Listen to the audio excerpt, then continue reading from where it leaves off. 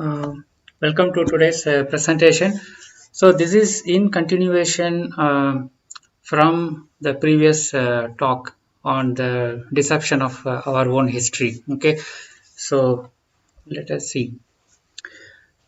So here is a saying: if you teach people lies year after year after year, eventually they will laugh at the forgotten truth. So we are in that state today. Even our parents, grandparents, and great great grandparents, everybody have been taught so many lies that we laugh at many of the truths when we come across them. Okay, so we are going to see some of such truths in this presentation as well. Okay, so I am going to assume that you already know about these things, that our official history, the mainstream narrative of our history is a total lie. Okay, pretty much all of it. So we have to completely re-understand it from grounds up. And there was a worldwide civilization that existed until some 200 years ago, maybe as early as 150 years ago, about which we practically know very little because it has been hidden from us intentionally. And then there were giants on earth who lived,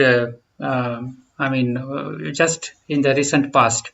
There were all shapes and sizes of them. And then we actually live on a flat and motionless earth. We are not living on a spinning ball carrying through space.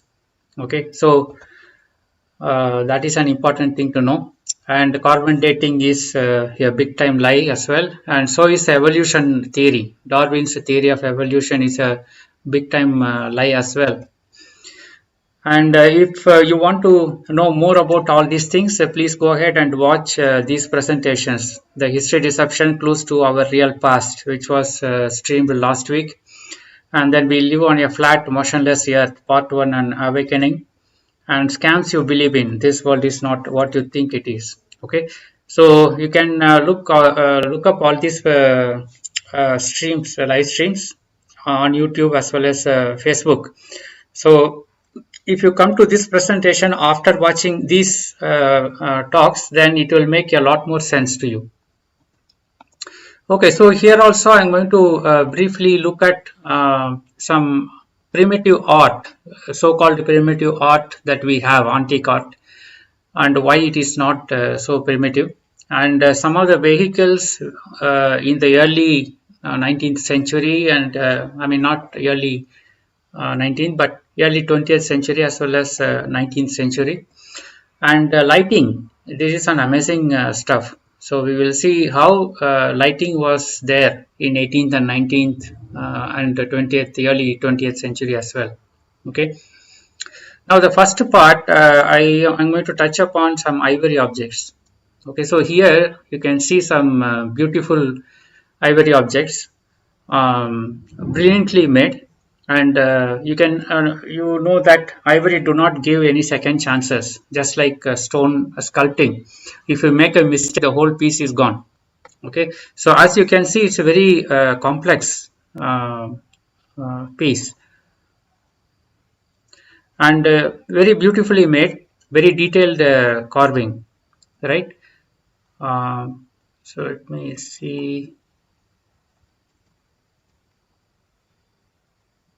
How do I zoom into this? See, even this face is extremely well carved. You can see that. Okay, so even in modern times, we can make this, but it is going to be a challenge, and you need to have very steady hands, and you need to have really good tools.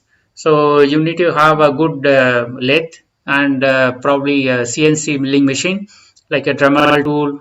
The Dremel tool is not CNC, but you need a Dremel tool for sure for hand carving, and you have a good CNC milling machine. So if you have all of this, you can even try to make something like this today. Okay, so but also another point is the whole thing is a single piece. Okay, so it is not different pieces glued together. It is the whole thing is a single piece. And this is our 3D CNC milling machine today, and we can generate these kind of beautiful carvings on a surface. Okay, and but it is going to be a huge challenge producing a 3D structure and shape of this nature. Okay, so this is again, once again, how do I zoom into this?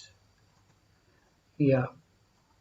Okay, so as you can see, yeah, even if you have a advanced turning machine, making structure of this kind is going to be a big challenge. Okay, you can see a very intricately carved, very detailed carving. Okay, so amazing stuff. One wrong stroke, the whole piece is gone. But they never made that mistake.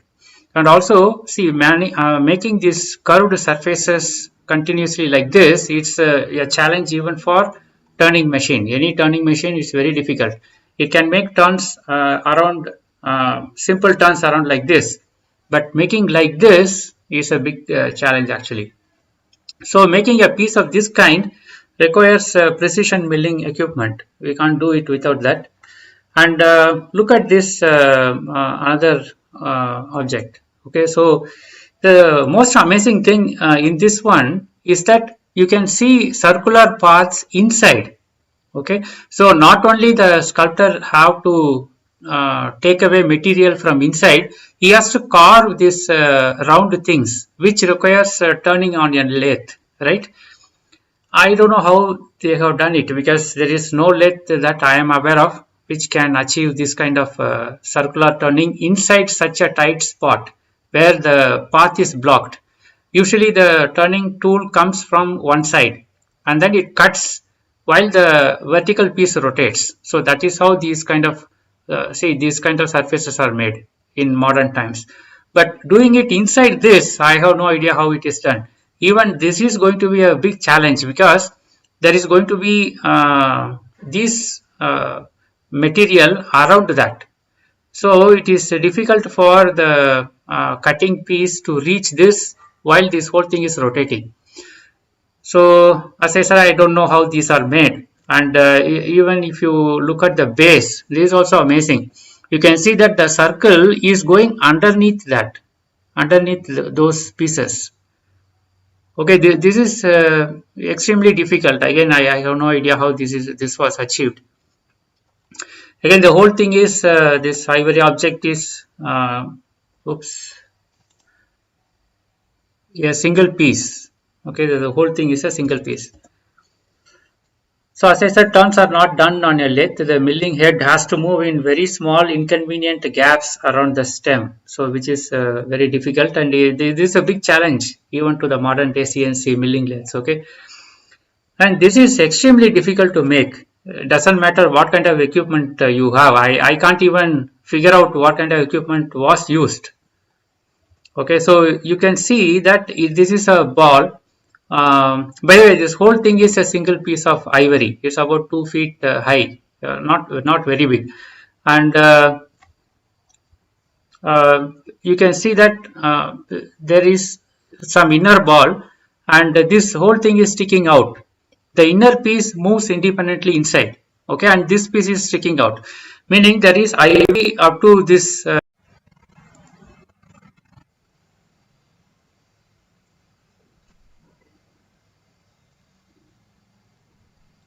Okay, so we are back. Sorry, my laptop shut down because of the battery.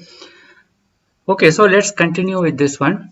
And so this is exceptionally very difficult to make. Yeah, it doesn't matter which time, whether now or before, what kind of equipment, doesn't matter. It's extremely difficult. And this piece actually exists. And these are called the Chinese puzzle balls. Okay, so each of the inside spheres, they get smaller and smaller as you go inside, and then they move independently inside. Okay, so the outer balls and the inner balls, they are unbroken. Okay, they have to carve it as it is. You can't split this up and then glue it together. So in today's age, we do that actually. We cut it up carve everything, put it together and sell it as a Chinese puzzle ball. But these antique ivory pieces, they are like that. Okay, so there are sometimes you have more than 30 layers, one inside the other, and each layer have this kind of excellent carvings. It is amazing stuff. I really do not know how it is made, but if you look at this one, the description of the official narrative, they say that it was done by using an L-shaped knife to cut the balls free. So you can keep on doing that. I think it is utter rubbish. If you try to do something like that, you cannot achieve a finish of this kind at all. You can't really do this actually. The description, if you read through this description, it is as good as my own imagination, right? I can imagine how somebody could have made this and then write this thing up. Maybe I can actually come up with more inventive stuff than an L-shaped knife. Okay, it is so silly. And look at this. This is one of the antique pieces. You can see the lace carvings on each of the balls. This has about 32 or 35 balls. It's amazing. Okay, so I have no idea how this thing was made, and whether we can make it today, I don't think so. I mean, frankly. And this is it's amazing that this piece actually exists. It's a miracle. This whole thing is about 2 feet high, 2.5 feet high. I think 21 inches, 21.5 inches, right? And then this ball has about 10 balls inside. This has some 7 balls inside, I think. This has again some 28 or 30 balls inside. And the whole thing is a single piece of ivory. And you have incredible lace work on the bottom as well as one lady figure over here. Okay, so this was called as Gui Gong Q or Devil's Work Ball. People said that something like this could not have been carved by a human being. Definitely, I have no idea how this was done. Definitely, I think there is some kind of spirit beings worked together with humans or whoever made this stuff, right? It is way out of this world actually. And here is amazing. Again, this is same ivory. You can see that this was made in ivory, very thin stuff. So okay, you can make these things, okay, as this is fully, right, you have depth. How did they make the inside stuff? Even for the tools to go inside, it is really difficult. Somehow it was done. In today's artwork, these kind of inside things are not done. I have been looking up what is currently there in ivory engravings. It is not there, and you can see the impeccable detail. See, this bird is having an open mouth. So this bird has closed it only at the end of it. It's amazing stuff. And this is what we make today. Okay, so this is in jade. I'll show you some of the antique pieces in jade.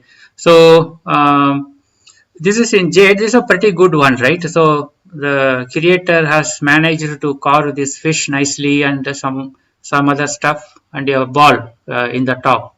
It's a nice piece. And so is another one here, really good one. They have carved all these things, nice. And this is even more complex. These are modern day ones. Okay, so today this was made in China. These are like best of the best we make, and even they can achieve this kind of very small, tiny things. I mean, very slim designs. And these are the antique pieces. Okay, so awesome thing. And as you know, jade comes in different shapes and sizes and colors inside. So they have carved according to that. You have to imagine it and then carve it. And they have done it brilliantly. And this is also perfect geometry and extremely well made. Okay. So if you look at this one, which is fairly good, I mean, very well made. And these pieces, they are no way, less. I would say these require the workmanship on these pieces are much better. Okay, and here is another one on hardwood. It is amazing stuff. The whole thing is made in wood. Okay, the wood, which is very difficult to work with for artworks like this. You can see perfect face, and all the hands are extremely well carved, and beautiful lace cuttings around. Okay, and even the dragons are very well made. No errors. That is the hallmark of all these antique pieces, right? No errors whatsoever. That I find really amazing. And this is in silver metal, right? I just to put an example. There are so many pieces like this. It is just yeah, I can just say wow. That's all I can really say. And look at the face, so perfectly symmetrical and enormous amount of intricate detailing. Okay, so I think maybe if somebody put their mind to it, today we can create something like this with advanced CNC-led machines and so on. But it is amazing that this was made as an antique piece. As you can see, the lace work is mathematically perfect. Okay, so not a single dot out of place. It is so well made. This definitely looks like something made with machines, not hands. So you can go to this link. There are other pieces like this, equally mind-boggling. You can take a look at it.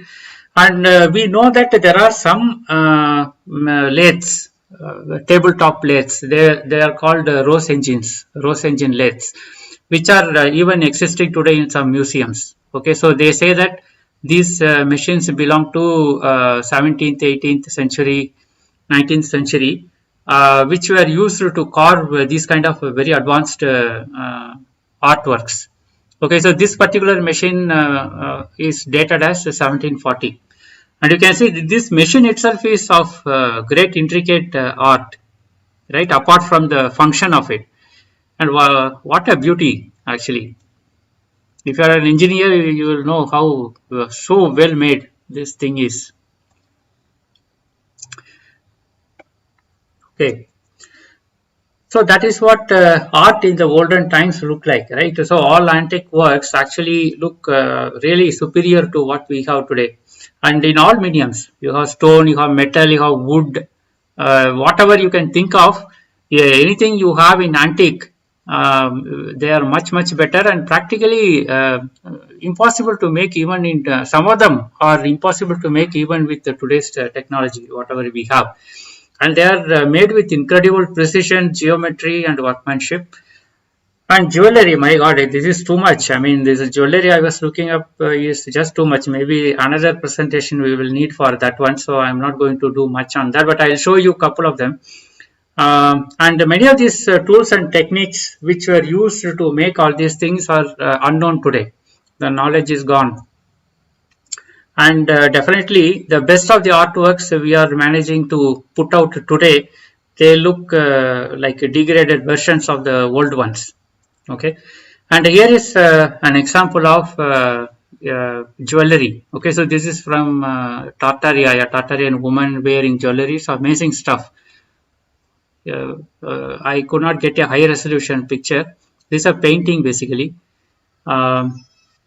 Amazing jewelry. People used to wear this kind of stuff. Pretty neat. And this girl is supposed to be a working woman. You can see even working woman, she is wearing some pretty cool headgear. Okay.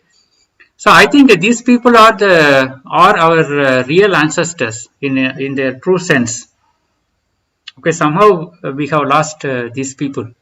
I mean, we have lost these things. I don't know why. Okay, so now let me switch gears and look at some of the vehicles that were there. Okay, so did you know that in the 1900 and even in late 1800s, most of the vehicles were electric. Okay, so the only some 22% of the entire fleet vehicles which were on the road, they were using gasoline. The rest of the things are all electric. You can see this electric car over here. And this is the Porsche car. This is again an electric vehicle, and this one is supposed to be a telescope. I don't think this is a telescope. They claim that it is a telescope. This one looks like some kind of energy beam weapon, or I don't know what this thing is. And here is a lady charging her electric car. Again, it is 1900s or earlier than that actually. Here is another car. It looks like your modern, very modern design. If you look at it, it's a really modern design. You can see that the entire glass work is fully covering this side. Huge glass works. This actually takes a lot of precise manufacturing of this tough glass. It's a really cute car, right? And here's a tram. This is fully electric, by the way, and running around in the city. Nicely made. It must have been a joy to ride these vehicles actually. Here is another one driving through water. I think this is about 1920 or 1930s. Okay, so this is a newer construction. And here's a very nice tram. This is a tram. It's a 3-layer tram. Again, a very really nice one. I think it's Paris 1920s. And not only that, this is the moving sidewalks. Okay, so this was shot in Paris in 1900. You can see that these sidewalks have been moving for kilometers. So people simply have to stand on it, and it keeps on moving. this blew my mind actually. This is amazing stuff. And here's another car. So it has all-terrain car. This is truly all-terrain. So if it is on the road, it will run on the wheels so that you get very smooth ride. And if it is all-terrain, you can engage this one. Pretty cool, right? And here is our Will Smith riding this single wheel, mono wheel vehicle. Unfortunately, for Will Smith, this is not a new idea at all. This is at least 100 years old.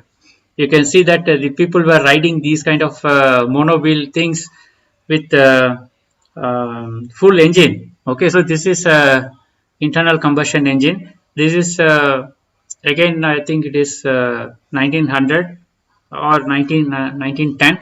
This one is 1920s. You can see some these things are much more advanced than this one, earlier designs. And here is a woman riding this, because this was quite popular in that time actually. And here is a very similar design, so but multiple people can sit inside. There are videos available. You can check out YouTube videos of this. Pretty neat stuff, right? This is again all terrain. You can go anywhere you want. It's pretty cool stuff. Here is the one in driving through. Right? This lady is driving through actually. And here is a motorized child carrier. This pretty neat stuff. And here is a very dignified lady riding, standing on an electric scooter. No, this is not electric. I think this is again internal combustion engine only.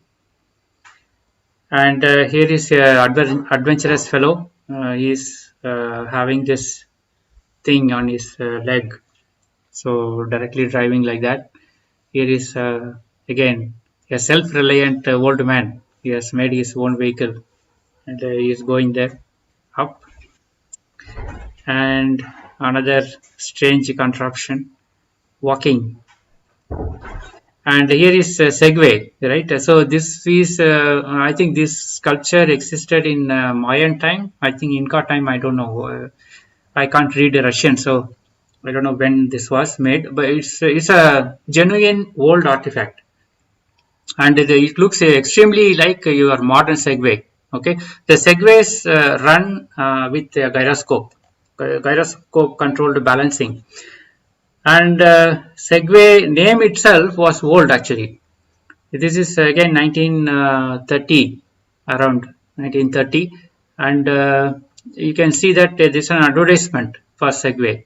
So it's pretty cool, right? Everybody is riding in Segway. And here is an entire car running on a gyro control. This is a genuine photo. This is not photoshopped. There are some videos also I think I saw where this is there, and there's two wheel, right? One wheel and two wheel, and it doesn't topple down. It stays just like a Segway. It balances itself with a gyro controlled balancing mechanism. And they have built even heavy vehicles, right? So this is more like a railway coach kind of a thing, and you can see it running on a single wheel. So I don't know why this has not taken off. This should have taken off because it occupies so much less space. Because it's a pretty cool technology. So here is the same thing. You can even run it over a very thin wire.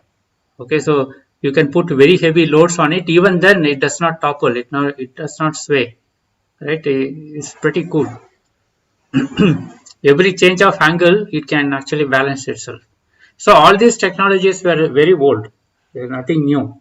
And here is all these pretty neat looking scooters, and this is internal combustion engine, gasoline powered. Okay, they're not electric. So they were used in 1915 for US Postal Service. And of course this is a contemporary picture. This is a old bike. I just to put it because I liked it very much. Superb design. I mean, so what do you say, complete, right? It looks so good. Okay, so let's look at some air travel. So from these photographs, you would have got an impression that technology was not so bad after all. Maybe this is whatever picture that exists today. That is what we can look at. But I don't even know what other technologies and other kind of vehicles we actually had. So I don't know where many of these things have vanished today. So I'm going to look at this air travel. Okay, this is a very old picture. It's a really old, and they were somebody's what do you say story, saying that there was a vehicle like this, and then it carried a person away like that. You can read this.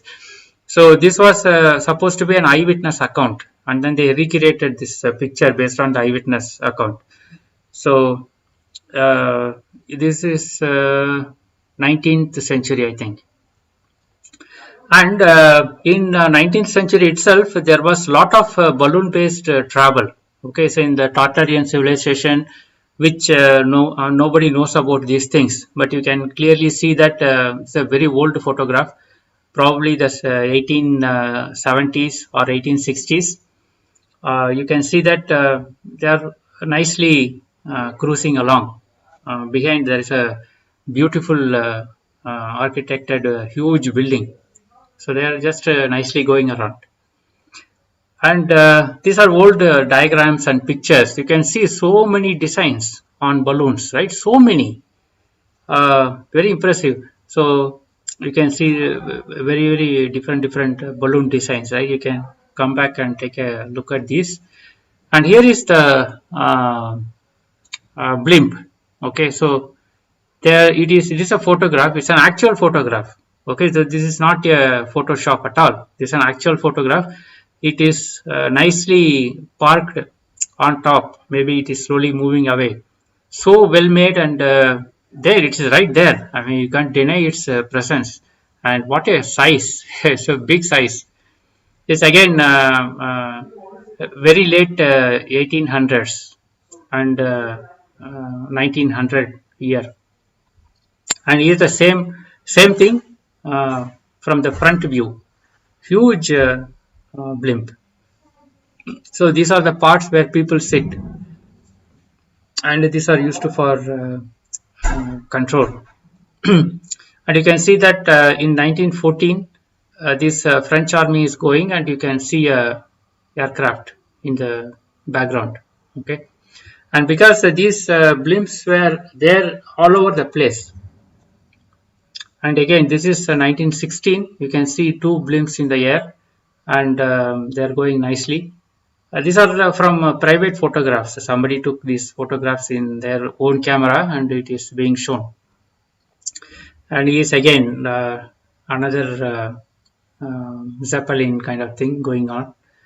And this is in 1931. This is Graf Zeppelin. This is one of the most popular model from Germany. Huge. And this one, this is the one which was used to cross Atlantic many times over. Okay, so but they finished it off in 1936 in Heidelberg accident.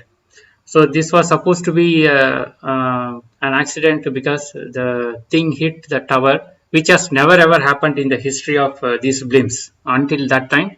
And then it caught fire because inside the gas was hydrogen. And then that brought an end to the history of this balloon-based air travel.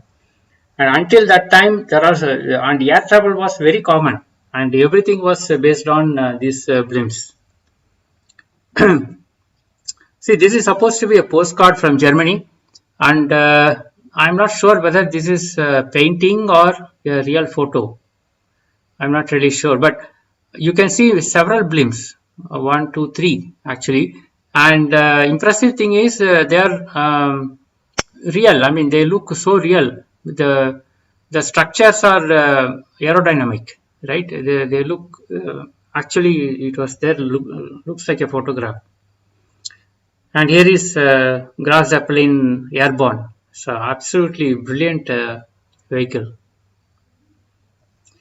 And here is the one, this is supposed to be, I think this image is all photoshopped quite a bit because they say that Zeppelin was coming into UK, throwing bombs at UK cities.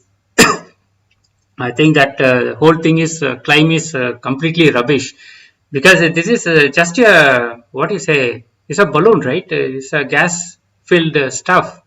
And any gun, machine gun, turret gun, or any even rifle, they can really riddle this with holes.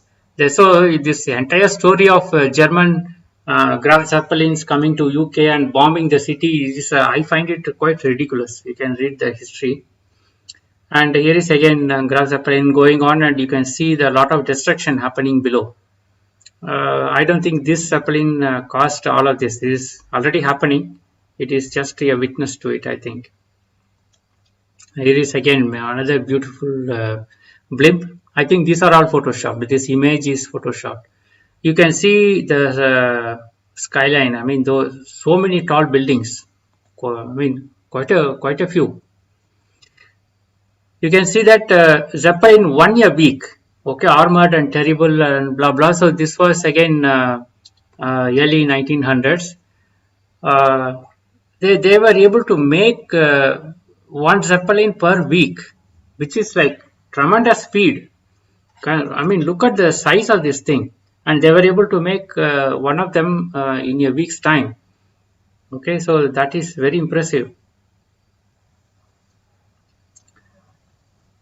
And this is a paper cutting from 1844, April 15th, 1844, and they are saying that they have already crossed the Atlantic Ocean with these things in under 3 days, 108 hours or something. It's amazing, right? If you are able to cross the Atlantic on a flying machine like that, why not? That would be a very pleasing experience, I'm sure. I don't know why we are not doing that. The only thing I have found today is the Michelin tire company advertisement using a blimp, which is very sad.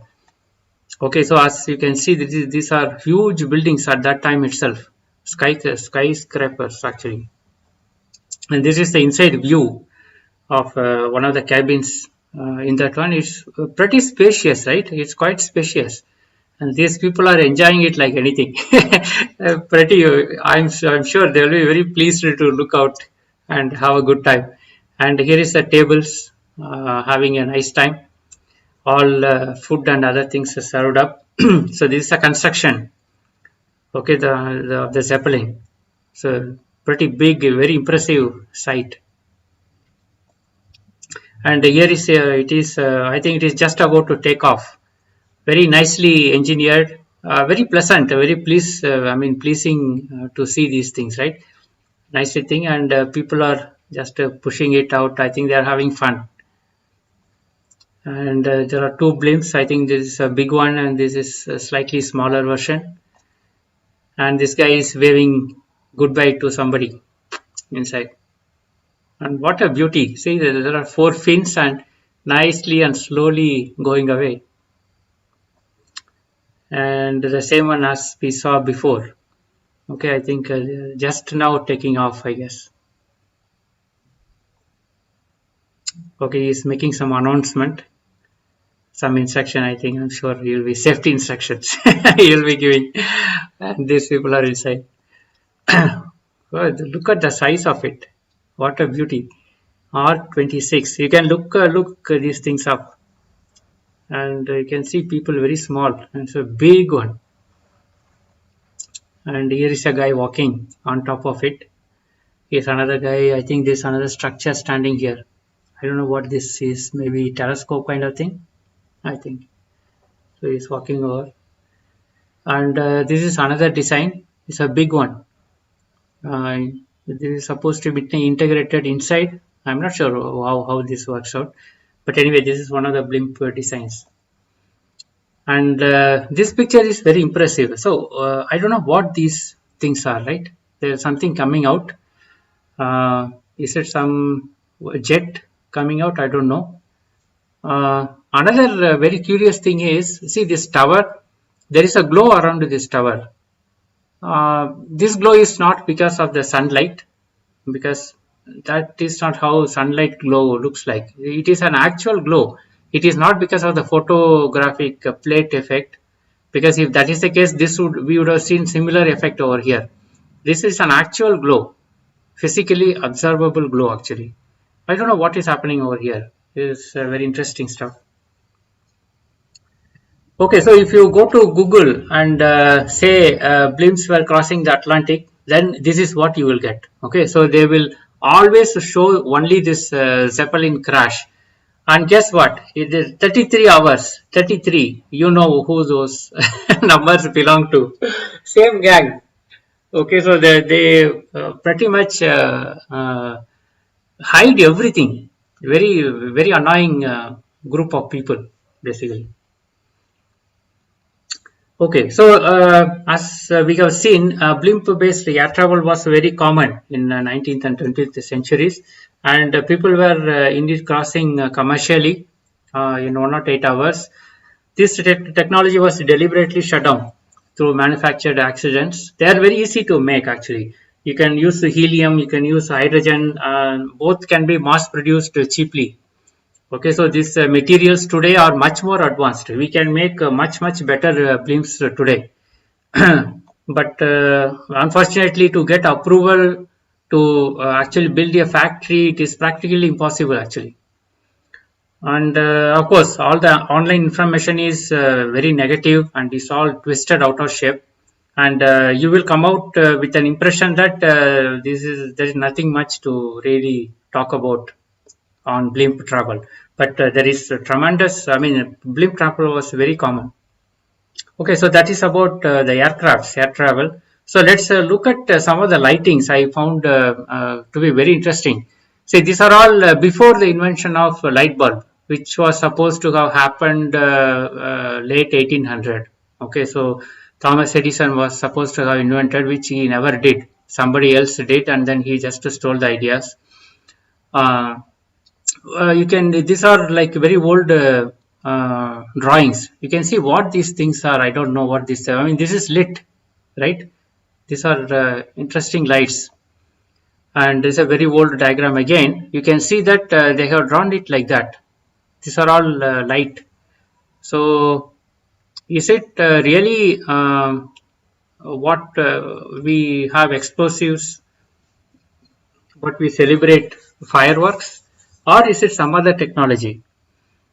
Some of them definitely look like fireworks, but smoke seems to be absent. I don't see the smoke anywhere here. Okay, and also you can see small things coming out over here. It's not clear what these things are, how they are working. I'm not sure. They seems to be smoking. And here is a better picture of that. See, here there is no smoke. None of these things are actually smoking, and here you can see smoke. So some kind of smoke is coming out. Here there is smoke, and but none of these things are smoking. There's no smoke in any of these. What are these? Very curious stuff, right? And you can see a glow over here. I don't know what this is, and why are these things glowing? And you can see that there are these kind of lights coming out, right? They look very much like electric lights, just like lightning, right? They look like that. Very interesting patterns. And the same thing over here as well. You can see these are like, I don't know whether this is just a pattern on the road, or is it like lightning kind of a light which is coming out from these spots. See, here also there are a lot of this coming, and all these things are going vertically up, perfectly vertically up. Okay, so very interesting pictures. This is amazing picture, right? These are all big, what do you say, vertical structures, and it's fully lit. How do we light these things? This cannot be like using oil and lamps and candles, right? These are like huge things. If we have lit up all of this with that, then there is going to be a massive amount of smoke, and we should be seeing infrastructure around that to fill up all these oil lamps and then maintain them. But none of that sort we see over here, right? People are happily running around, I think, dancing around, and there are multiple things, and they are very big ones. Okay, here you can see, and there is a lady over here who have climbed up very tall, and you can see this one also. Yeah, here she is. She has climbed up to this one, and this is nicely lit. And where is the infrastructure to go and fill up oil and replace candles or whatever, right? There has to be maintenance, nothing of that sort. It's a interesting picture. And again, the same kind of glow we can see in this picture. See around this. Why this whole thing is glowing? Having candles over here, is that why? I don't think so. Very similar to the previous ones. You can see this one is also glowing. All these things are slight glow to them. These things are not glowing, but these things are glowing. Here, this is also another interesting color painting. You can see the very similar kind of thing, right? It's going up from here. And interestingly, you can see that even in the shield, the corners are having fires. Okay, that is very unexpected. See, they are having fires over here, every corner, and of course the horses are having difficult time over there. There's some kind of a fight, or they are having some fun, I don't know. But this is again very strange lighting. This, and the whole place is well lit. If we take it literally, the whole place seems to be very well lit. And definitely this is some kind of technology about which we do not know much. It is very difficult to imagine that there will be putting some fireworks at the tip of this tip of these things. That doesn't make any sense, right? They definitely look like some kind of electric discharge.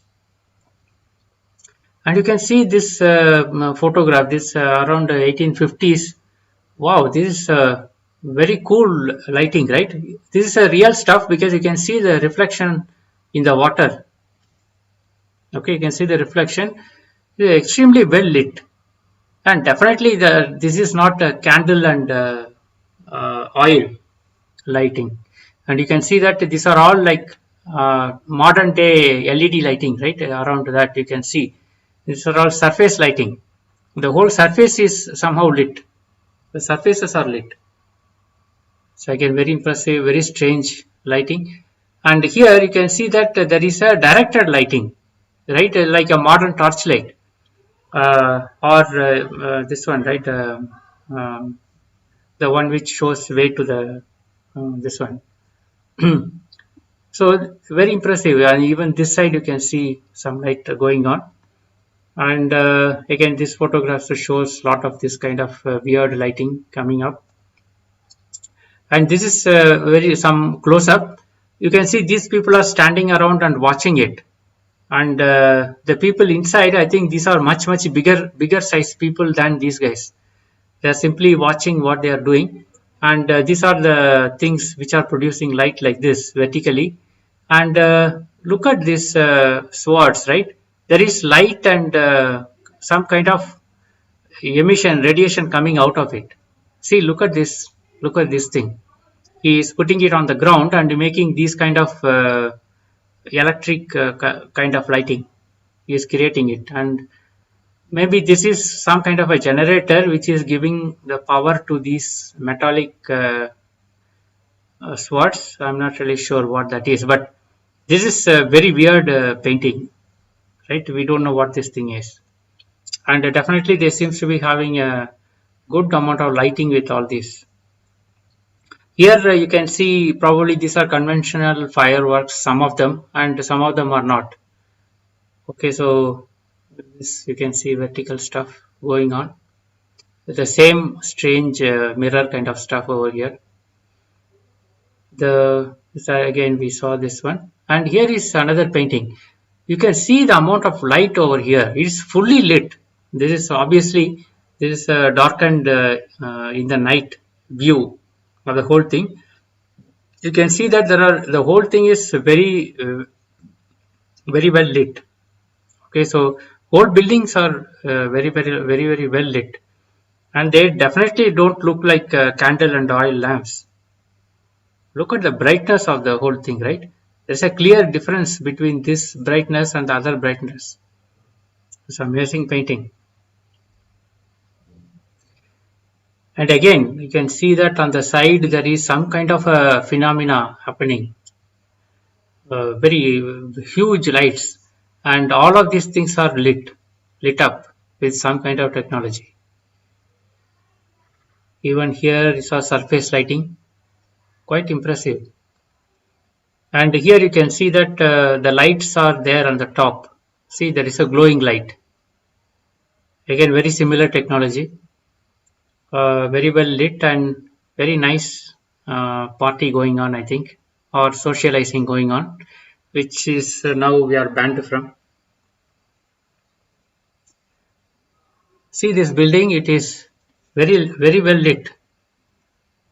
Like even modern LED, the chain lighting, right? Strip lighting. It's exactly that. The whole thing is very well lit. And people are having dinner outside. You can see the tables, people just sitting around and talking. Must be a really good time they must be having. You can see that there are balloons from which they are putting out light over here. So look at the number of people. Wow, there are so many people. And there is some kind of lighting over here, chandeliers kind of stuff.